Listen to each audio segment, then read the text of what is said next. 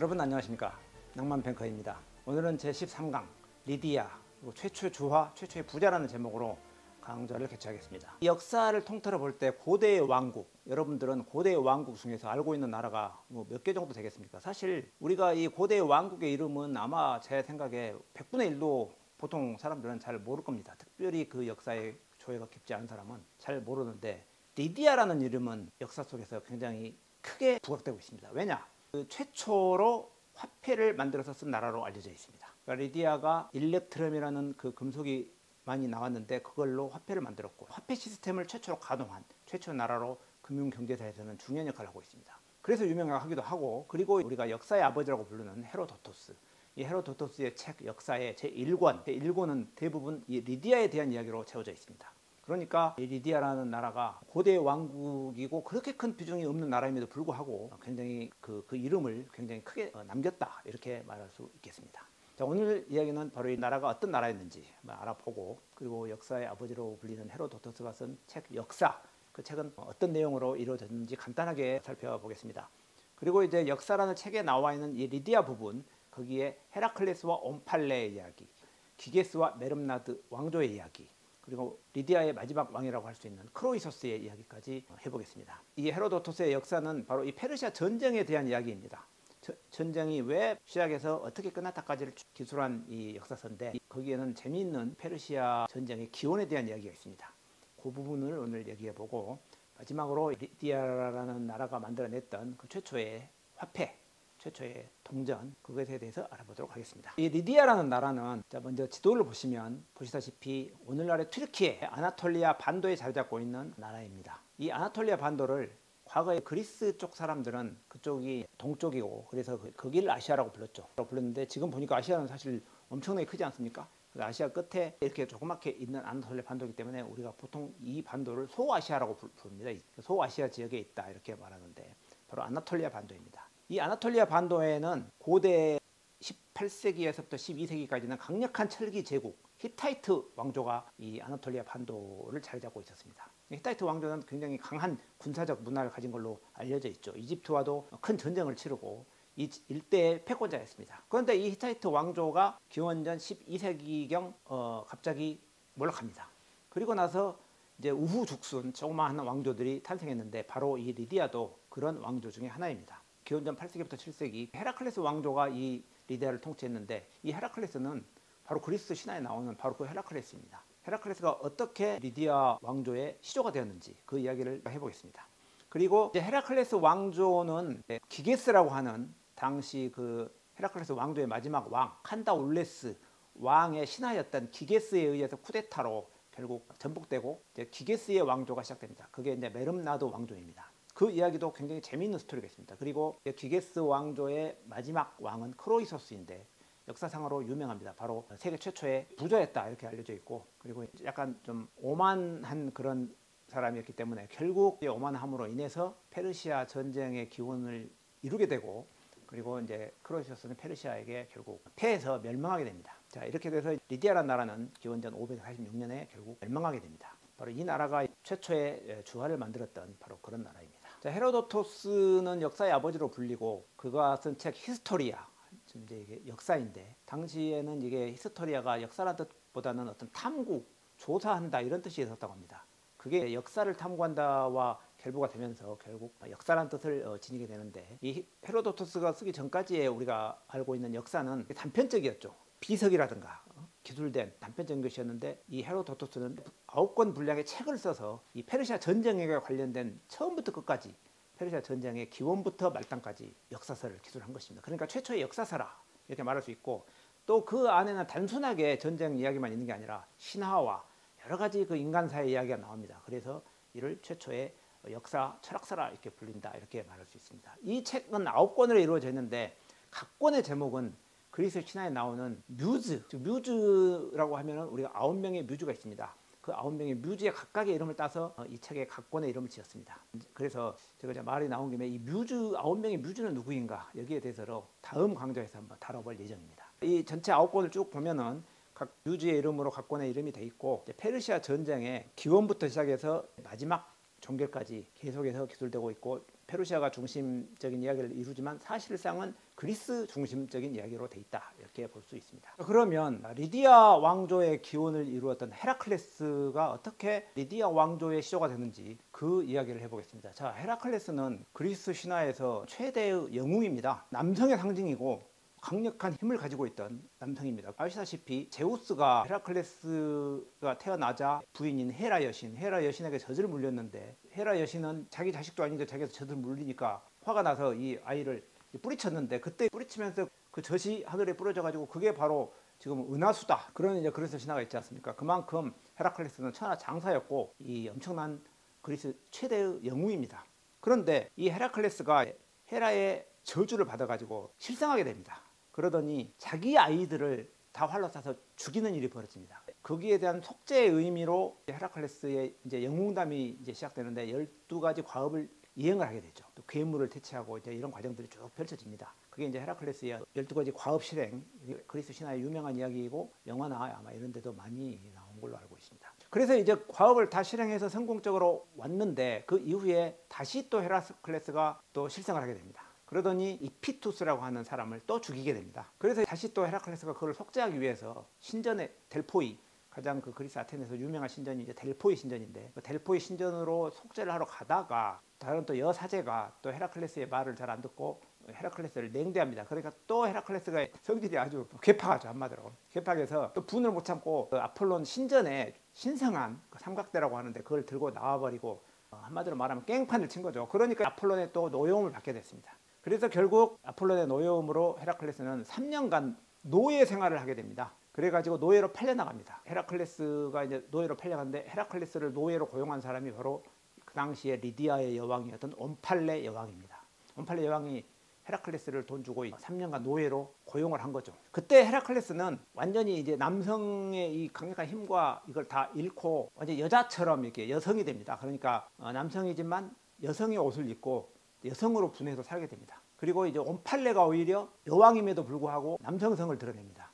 헤라클레스의 상징은 뭐냐면 자기가 잡은 사자의 그 투구를 쓰고 다니는 게 헤라클레스의 상징인데, 여왕이 이제 그 사자 투구를 쓰고 헤라클레스는 여장을 하고 이 온팔레 여왕의 시중을 들고 이 온팔레 여왕의 성적 놀이개 역할을 했다고 합니다. 그림을 보면 그런 장면들이 지금 나와 있습니다. 자, 이렇게 해서 이제 헤라클레스가 온팔레 여왕의 노예가 돼 있는 동안에도 자기의 본성을 깨우치게 되죠. 그러면서 온팔레 여왕을 도와서 여러 전쟁에 나가서 공을 세우고 많은 이제 전과를 거두니까 온팔레 여왕이 헤라클레스의 노예 신분을 이제 풀어주고 자기 자신이 헤라클레스와 결혼을 합니다.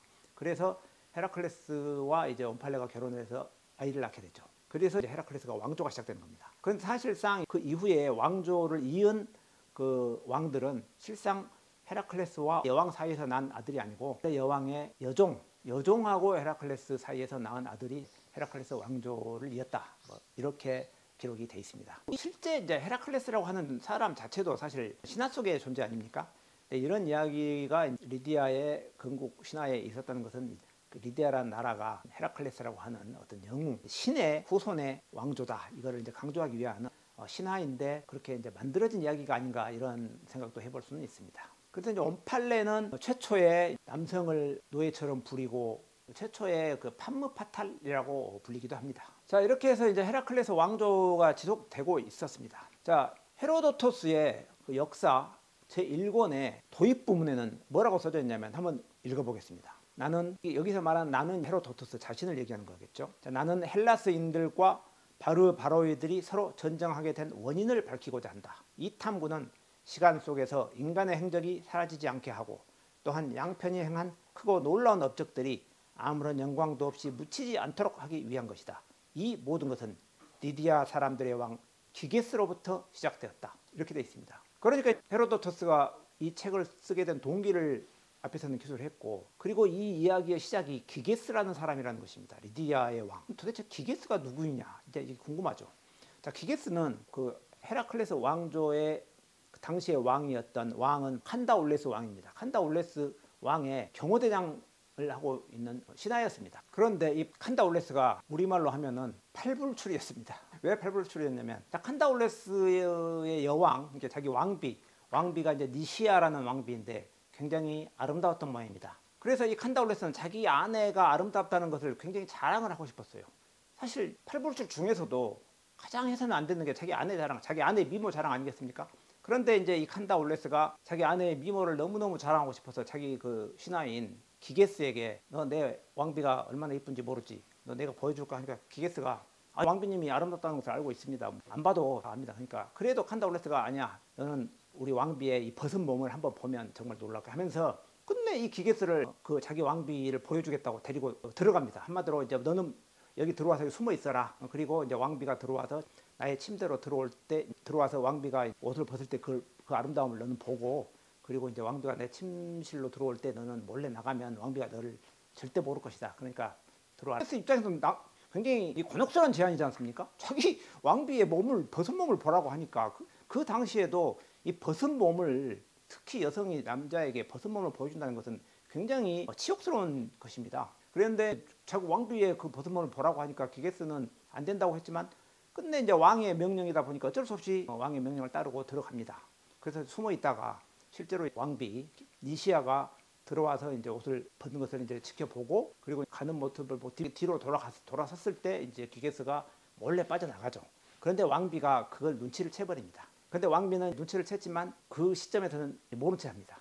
이제 사실은 굉장히 치욕적이었지만 자기는 이제 모른 채 하고 넘어갑니다. 그날 밤에는. 그리고 다음날 아침에 왕비가 기게스를 부릅니다. 모든 이제 어느 정도 준비를 해놓고 기게스를 부릅니다. 기게스는 왕비가 부르니까 설마 왕비가 뭐 알았나 이거 하지만 그 전에도 몇 번 이렇게 자기를 불러서 상의한 게 있었기 때문에 별다른 의심을 하지 않고 왕비를 찾아갑니다. 그런데 왕비가 그 얘기를 하는 겁니다. 나는 나의 벗은 몸을 너는 보게 됐고, 이랬을 때는 둘 중에 한 명을 죽어야 된다는 겁니다. 그러니까 이걸 시킨 사람, 즉 칸다 올레스, 시킨 사람이 죽거나 아니면 자기 몸을 몰래 본 사람이 죽거나 둘 중에 하나다. 이걸 시킨 사람, 즉 칸다 올레스를 죽이고 네가 나와 결혼해서 왕이 되든지 아니면 네가 죽든지 둘 중에 하나를 택해라. 이렇게 양자택일을 강요합니다. 그러니까 기게스는 처음에는 이제 용서해달라고 하다가 이게 돌이킬 수 없다는 것을 알고 결국 자기가 사는 길을 택합니다. 이제 왕을 죽이겠다는 거죠. 그래서 이제 왕비에게 물어봅니다. 그러면 이런 제안을 하셨을 때는 방법도 알려주시라. 이렇게 하니까 왕비 니시아가 네가 어젯밤에 했던 것과 똑같이 하면 된다. 몰래 숨어 있다가 왕이 잠들었을 때 죽이면 된다 하면서 칼을 줍니다.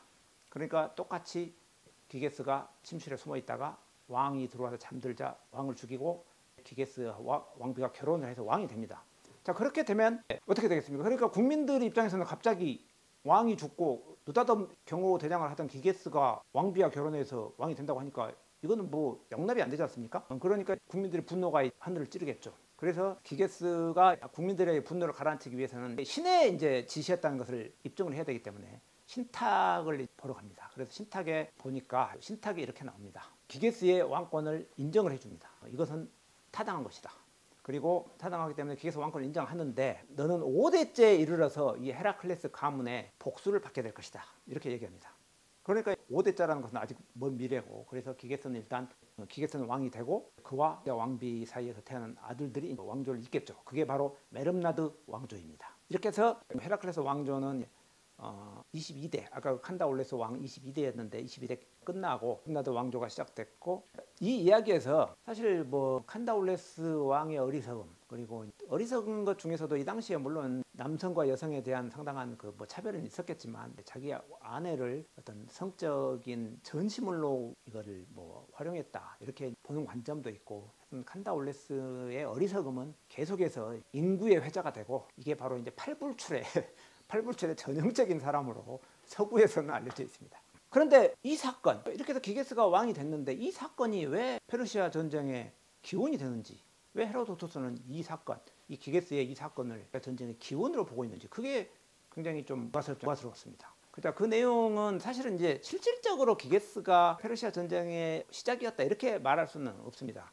다만 그 신탁에서 기게스의 5대 자손에서 헤라클레스의 복수가 있을 것이다. 이게 하나의 그 5대의 복수, 이게 바로 리디아의 멸망이고, 그 리디아의 멸망이 바로 페르시아가 여기를 쳐들어와서 멸망시키는 겁니다. 그러니까 결과적으로 이 기게스의 행동이 그 헤라클레스가의 복수를 잠정적으로 가지고 있다가 결국 페르시아가 리디아를 멸망시키게 되고 그 리디아를 멸망시킨 것이 페르시아 전쟁의 원인이 된다. 이제 이런 뜻에서 얘기를 한 겁니다. 그러니까 상당히 이 페르시아 전쟁의 기원을 훨씬 오래전부터 보는 거죠. 이 헤로도투스가 역사를 보는 관점은 역사를 그 당시에 어떤 일만 일어났다고 보는 게 아니라 그 일이 일어나기 전에 굉장히 옛날 그 신화와 뿌리까지 이렇게 툭히 파고드는 그런 스타일을 구사합니다. 그래서 원인이 있고 결과가 있고 다시 또 그 결과가 또 원인이 돼서 또 다른 또 결과를 빚고 계속해서 이게 어떤 연관성을 가지고 역사가 흘러간다. 그런 관점을 유지하고 있습니다. 그 관점에서 이제 기게스의 바로 이 왕을 죽이고 자기가 쿠데타로 왕조 역성 혁명을 일으켜서 시작한 것이 결국은 나중에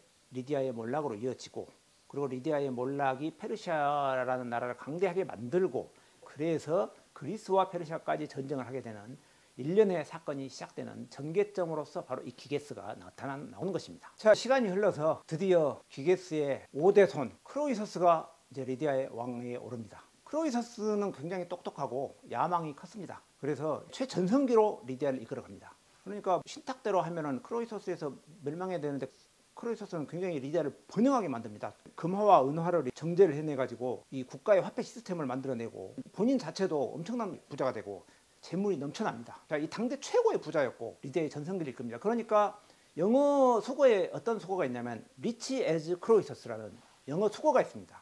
지금도 쓰이고 있는 영어 수거입니다. 그 리치 에즈 크로이서스 영어 그 사전을 찾아보면 나옵니다. 그러니까 크로이서스만큼 부유하다. 이런 부유함의 대명사.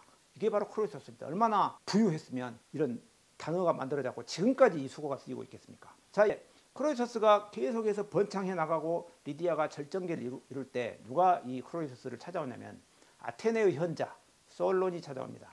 개혁적인 정책을 펴서 아테네의 민주정에 굉장히 기여를 많이 한 사람입니다. 이때 당시는 이 솔론이 정치적으로 약간 난관에 봉착하면서 세계를 주유하던 시기입니다. 약 10여 년 동안 솔론은 이집트부터 시작해서 동방 쪽 나라들을 쭉 둘러보았다고 합니다. 그때 이 솔론이 이제 리디아가 번성하고 잘 된다고 하니까 크로이서스 왕을 찾아오죠. 크로이서스도 아테네의 현자가 왔다고 하니까 이제 굉장히 환대를 하면서 좋은 시간을 갖습니다. 그러면서 크로이서스가 솔론에게 묻습니다. 당신은 세계를 이렇게 많이 돌아다녀 봤으니까 세상에 많은 사람을 봤을 것 아니냐? 그러면 지금까지 만난 사람 중에서 가장 행복한 사람이 누구였다고 생각하느냐? 이렇게 묻습니다. 사실 이제 크로이서스는 당연히 자기라고 생각하죠. 왜냐하면 자기는 세계 최대의 부자고 지금 왕이고 아름다운 뭐 왕비 뭐 없는 게 없지 않습니까? 그래서 당연히 자기가 제일 행복하다 생각하고 한번 거만을 떨면서 물어봤죠. 그런데 이 솔론이 그 크로이서스의 기대와 달리 다른 대답을 합니다. 자, 그리스 사람이었던 텔로스. 그래서 텔로스라고 하죠. 그래서 크로이서스가 조금 실망하지만 다시 뭐 그럼 그 다음 사람은 누구냐 했더니 또 다른 사람으로서 클레오비스와 비톤이다 이런 식으로 말합니다. 그런데 이 사람들은 죽은 사람들입니다. 그래서 이제 사실은 이제 크로이서스로서는 좀 빈정이 상했죠. 그런데 뭐 그렇다고 해서 화낼 수는 없고 그래서 이제 그 뒤부터는 솔론의 말을 잘 안 듣습니다. 별로 나하고 말이 안 통하네 하면서 이제 솔론을 보내죠. 근데 솔론이 하는 말은 있습니다. 그게 뭐냐면 사람은 죽기 전까지는 누구도 행복하다고 단정 지을 수 없다. 죽은 다음에야 안다. 그리고 이제 아까 말한 텔로스라든가 클레오비스와 비톤은 굉장히 명예롭게 죽고 또는 누군가를 위해서 희생하면서 죽고 굉장히 이 사람들이 무슨 왕도 아니고 일반 서민인데 명예롭게 죽고 그래서 그 명예와 그 사람의 이름이 사람들의 사이에서 이렇게 칭찬이 자자하니까 바로 그 사람의 살아온 일생 그리고 그 사람이 죽은 다음에까지 그 사람의 그 명성이 연결이 됐을 때 비로소 우리가 그 사람을 행복했다 이렇게 말할 수 있지 우리는 운에 의해서 상당히 많은 것이 결정된다 이렇게 말합니다. 그러니까 지금 크로이서스 왕은 행복하다기보다는 운이 좋다 지금 이렇게 말하는 거죠. 운이 좋아서 지금 있는 거고 마지막 순간까지 이 운이 좋아서 잘 되고 좋은 일을 하고 죽고 명예롭게 죽으면 그때 이제 크로이서스가 행복한 사람이 될 수 있다 이렇게 표현할 수 있는 것이지 지금은 모른다 이런 얘기죠. 불행이 닥칠지 어떻게 알겠습니까? 그래서 지금은 모른다 이렇게 말한 건데 이제 크로이서스는 자기의 기대에 어긋난 대답을 한 솔론을 이제 쫓아 보내죠. 말하자면 뭐 좀 그렇게 했는데 이때 페르시아라는 나라가 페르시아도 지금 현재 이란 아닙니까? 그쪽은 굉장히 척박한 땅이죠 사실.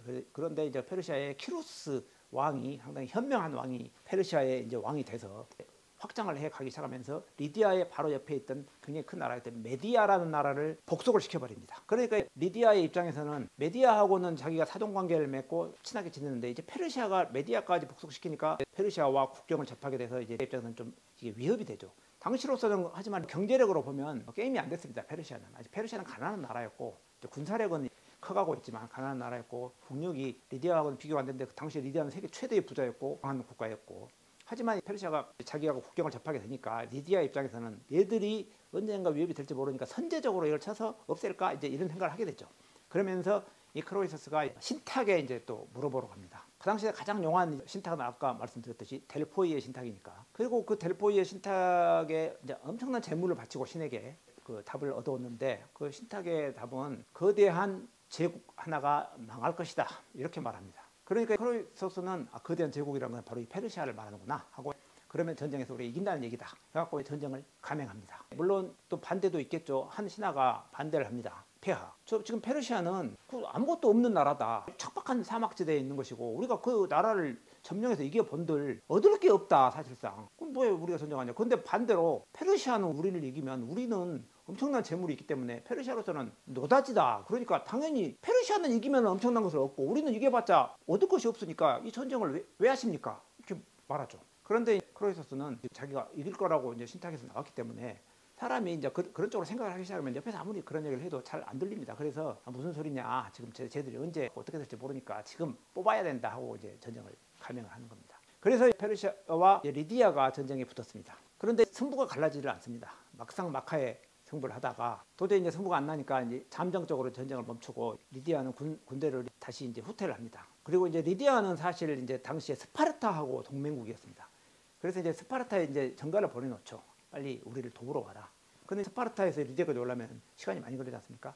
그래서 이제 겨울도 오고 그래서 이제 일단 후퇴를 해서 준비를 해서 스파르타군이 오면 이제 저 페르시아를 쳐야겠다 이렇게 다시 이제 생각을 하죠. 그런데 그렇게 해서 군사를 자기의 수도인 사르디스 오늘날 이제 이즈미르 근방인데 그쪽으로 자기의 군대를 철수시킵니다.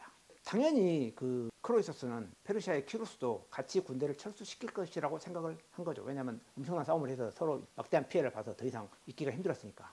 그런데 키루스는 거기서 후퇴하지 않고 거기서 좀 기다립니다. 그러다가 생각을 합니다. 저 크로이서스는 자기 나라 수도에 가서 군대를 해산할 것이다. 그럼 이때가 바로 기회다 이렇게 생각을 하죠. 그래서 바로 거기서 군대를 수습을 해가지고 크로이서스를 뒤쫓아와. 크로이서스는 오자마자 군대를 해산하고 스파르타가 올 때까지 전열을 정비하려고 했는데 그 사이에 키루스가 다시 쳐들어와 버린 거죠. 바로 수도로 진격을 해버린 겁니다. 물론 그럼에도 불구하고 리디아는 강대국이었기 때문에 그 전쟁을 하지만 리디아는 사실 그 당시에 이 기마병이 발달해 있고 앞선 군사력을 지니고 있었는데 이미 페르시아의 키루스가 굉장히 영리합니다. 그래서 그런 대비책을 다 가지고 있어요. 그래서 여기서 말을 가지고 앞에는 여기서는 낙타를 이용한 군대를 앞으로 보내버리죠. 그러니까 말들이 낙타를 보고 놀라서 도망가 버립니다. 근데 그런 식의 전략 전술에서 키루스가 앞섭니다. 그런데 결국 리디아가 전쟁에서 패하고 결국 크로이서스는 키루스에게 이제 포로로 잡힙니다. 그리고 포로로 잡혔기 때문에 왕을 이제 불에 태워서 죽이기 위해서 화형을 시키기 위해 위에 이제 크로이서스가 올라갑니다. 그러니까 크로이서스가 비참한 상황에 이제 키루스 왕이 보는 앞에서 불타서 죽게 생겼는데 그때 불을 붙이니까 연기가 올라올 거 아닙니까? 그래서 이 크로이서스가 그때 누가 생각이 나겠습니까? 솔론이 생각이 나는 겁니다. 솔론이 이제 죽을 때까지 사람은 있어봐야 안다. 그 말이 생각이 나서 큰 소리로 솔론이라는 이름을 3번을 부릅니다. 솔론 3번을 부르니까 키루스가 죽이는 장면을 보고 있다가 솔론이 누군데 제가 죽기 전에 잠깐 있어봐 해가지고 물어봅니다. 그 누구를 그렇게 부르느냐 하니까 키루스가 그 얘기를 해주죠. 이런 사람이 와가지고 이런 얘기를 해줬는데 내가 그때는 이걸 몰랐다가 와서 보니 그 사람 말이 맞았다. 우리는 그 얘기를 하니까 듣고 보니까 그게 좋은 말이기 때문에 일단은 크로이서스를 죽이지 않고 다른 것을 또 이렇게 물어봅니다. 그리고 뭐 예를 들어서 그러면서 자기 얘기를 해주니까 크로이서스가 솔론의 그 지혜를 좀 받기도 했고 뭔가 이제 깨달음을 얻어서 그런 약간 똑똑한 굉장히 좀 왕에게 도움이 되는 얘기를 하죠. 전략적으로도 그렇고 도움이 되는 얘기를 합니다. 특히 그 페르시아의 병사들이 리디아의 그 수도 사르디를 약탈하는 것을 보고 묻죠. 키루스 왕에게 저 병사들은 왜 이렇게 분주하게 다닙니까? 너희 나라 그 수도의 재물들을 지금 약탈하고 있는 거다. 그러니까 크로이서스가 말합니다. 저는 이미 전쟁에 졌기 때문에 저는 아무것도 없습니다. 저것은 사실상 전부 폐하의 것입니다. 그러니까 저 사람들이 지금 약탈하고 있는 것은 제 것이 아니고 폐하의 것입니다. 그러니까 듣고 보니까 키루스가 보니까 그게 맞잖아요. 그래서 크로이서스가 굉장히 이가 똑똑하다. 이걸 알고 약탈을 중지시키고 크로이서스를 자기 옆에 두고 이렇게 같이 다닙니다. 여러 가지 조언을 많이 해주죠. 이것은 이제 헤로도토스의 역사에 나온 이야기인데 실제로 또 다른 역사가들은 사실상 그때 전쟁에서 화형당해서 죽었다. 그 이후의 이야기는 사실상 지어낸 얘기다. 이런 관점도 있습니다. 이제 헤로도토스의 역사에서는 이 페르시아 전쟁의 기원에서 이제 기게스로부터 시작됐다는 그 역사적인 사실을 토대로 한 이야기가 있는 반면 또 신화적인 이야기를 또 곁들입니다. 이것은 페르시아 전쟁의 기원이 훨씬 더 오래전부터 시작된다는 것을 이제 얘기하는 것 같습니다. 자, 그 이야기의 시작은 이렇습니다. 자, 옛날에 페니키아 상인들이 펠로폰네소스 반도 도시에 와서 그 나라의 이오 공주를 납치해 갔다. 이렇게 말합니다. 이오를 납치해 가니까 그 이후에 다시 또 그리스인들이 페니키아 가가지고 그에 대한 복수로 당시 페니키아의 공주였던 에우로파를 또 납치해 왔다. 서로 이제 공주를 납치해서 이게 일종의 복수국이었다. 이렇게 얘기하고, 그리고 또 그리스인들이 동방의 나라의 또 메데이아 공주를 또 납치해 오자 이 페니키아 쪽에서 너희들 왜 우리 공주를 납치했냐, 돌려주고 피해를 보상해라. 이러니까 이제 그리스인들이 너희들 또 우리나라 공주를 납치해 가서 아무것도 주지 않았지 않냐, 피장파장이다. 이렇게 서로 이제 얘기를 했다는 거예요. 그래서 이제 트로이 전쟁의 이제 기원이 되겠죠. 트로이의 왕자 파리스가 다시 또 그리스의 왕비였던 헬레네를 또 납치해 옵니다. 그러니까 또 이제 그리스에서는 빨리 우리 왕비를 돌려주고 너희들이 손해배상하라니까 너희들은 우리나라 공주를 데리고 와서 안 했지 않냐, 아무것도 보상 안 하고 그렇지 않냐, 또 이게 피장파장이 됐다 이겁니다. 그러자 이제 그리스에서 이제 헬레네를 찾아오기 위해서 이제 일어난 전쟁, 이게 바로 그 유명한 트로이 전쟁 아니겠습니까? 자, 이렇게 해서 트로이의 전쟁이 일어났습니다. 트로이 전쟁에서는 아시다시피 그리스의 어디푸스가 나오고 그 다음에 아킬레우스 장군의 이야기가 나오죠. 그 영화도 있고, 그렇게 해서 이제 결국은 트로이는 그리스 연합군에게 멸망을 하고, 그러자 그리스 연합군은 이 트로이를 완전히 파괴해버립니다. 트로이를 사람이 살 수 없는 그런 나라로 완전히 도시를 파괴해버리죠. 그렇게 해서 이제 트로이는 완전히 폐허가 돼버렸습니다. 자, 여기에 대해서 이제 이렇게 씁니다. 동방의 사람들은 서로 간에 공주를 뺏고 뺏기고 그로 인해서 이제 전쟁을 일으켰는데, 그랬으면 그걸로 피장파장을 해야지 어떻게 그 도시를 파괴시켜버리는 이런 행동을 할 수 있느냐. 그러니까 이것은 너무 과했다. 그 공주를 납치해온 수준을 넘어서는 해서는 안 될 짓을 그리스 애들이 한 거다. 그렇게 해서 이 동방에서는 그리스에 대한 복수를 해야 한다는 이게 이제 누적이 돼 있었다. 이렇게 얘기를 하는 겁니다. 그러니까 이 오래된 그 복수를 해야겠다는 이 누적된 이 심리가 결국 페르시아 전쟁의 원인이었다. 이제 이렇게 얘기하는 거죠. 그러니까 그 페르시아 전쟁이라는 게 단순히 현실적으로 일어난 사건의 전쟁이 아니라 그 신화 시대 때부터 누적돼 왔던 서로 간의 복수와 복수의 그 연장선상에서 벌어진 일련의 사건이다. 이제 이렇게 말하는 것입니다. 사실은 이런 신화 시대의 이야기는 현실을 신화로 만들어 놓은 거죠. 그러니까 이호 공주를 납치했다. 이것은 당시에 페니키아 사람들이 그 펠로폰네소스 반도에서의 동방과 서방의 어떤 교류가 일어났다는 것을 의미하는 것입니다. 그렇기 때문에 실질적으로 어떤 이야기가 전개됐다기보다는 동방과 서방 간의 어떤 그런 많은 교류가 있다 보면 서로 싸우기도 하고 또 불평등한 일들이 벌어지기도 하는데, 그런 것들이 이런 신화, 이런 역사 이야기로 좀 남게 되었다. 이렇게 볼 수 있습니다. 그래서 이제 페르시아 전쟁의 기원은 이런 이야기를 토대로 볼 때 이제 오랜 세월 동안 동방과 서방이 교류하고 또 경쟁하고 싸우면서 축적된 어떤 그런 것들이 이제 결국 터진 것이 아니냐, 이제 이런 관점을 제시하고 있다고 볼 수 있겠습니다. 그 미다스의 황금이라고 그러죠. 마이더스의 황금, 또 뭐 미다스의 황금이라고 하는데, 만지면 다 금으로 변해버려 가지고 나중에 자기 딸도 금으로 변해서 왕이 신에게 용서를 해달라고 하면서 자기 몸을 강에 가서 씻으면 이제 그게 풀린다, 그 저주가 풀린다 해서 이 왕이 가서 씻은 강이 바로 팍톨루스 강입니다. 이제 그 얘기는 이 팍톨루스 강이 그렇게 금이 많다는 것을 암시하는, 금이 많으니까 이런 신화가 만들어지는 거죠. 그래서 금이 많이 났을 것입니다. 그 강이 어디에 있는 강이냐면 바로 지금 그 리디아에 흐르는 강입니다. 리디아는 굉장히 많은 이제 이 팍톨루스 강에서 나는 금을 보유하게 되는, 그래서 부유한 나라가 되는 겁니다. 그리고 거기에서 나는 금속이 바로 이제 일렉트럼이라는 건데, 금과 은이 섞여 있는 그런 금속입니다. 이걸 이용해서 이 리디아에서는 동전을 만들어내기 시작했습니다. 그 리디아가 동전을 만들어낸 것은 이와 같이 화폐의 재료가 되는 메탈이 이제 많이 났고, 그리고 당시에 리디아는 굉장히 부강한 나라였고 무역의 중심지였죠. 그래서 이제 화폐의 쓰임새가 컸습니다.